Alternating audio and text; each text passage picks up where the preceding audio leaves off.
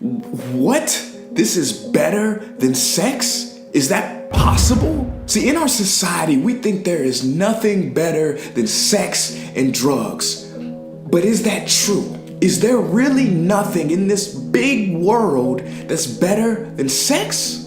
Well, maybe there is.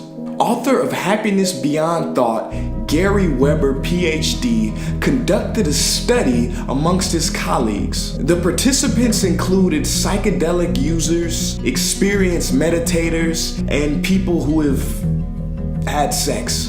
And he created a survey to rank the pleasure experienced in these different states. The results are shocking. Psychedelics got on average a 9.5, sexual orgasm got an 8, but something else scored a 10 for pleasure.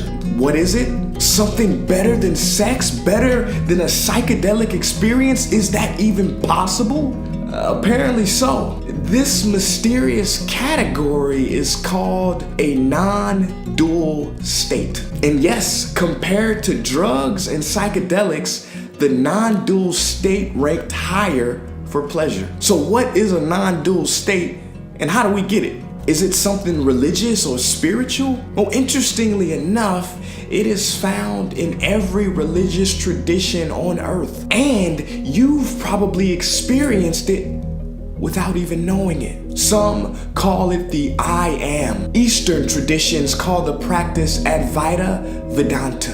The Buddhists call it no self. Zen monks call it Mushin. The Taoists call it one with Tao, when the dance and the dancer merge as one. Christians call it Christ consciousness. The Hindus call it Krishna consciousness. Essentially, it is to see through the eyes of God. And for those of you that don't like the G word, essentially it is to see the world without judgment or projection.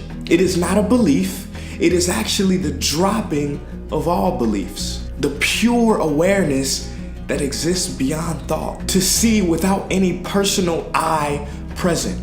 A pure, undivided space of awareness. Now, if this sounds a little hippie, a little spiritual, wishy-washy, I'm gonna explain it. I'm gonna break it down to you right now. And I'm only gonna say it once, okay? So you gotta listen close.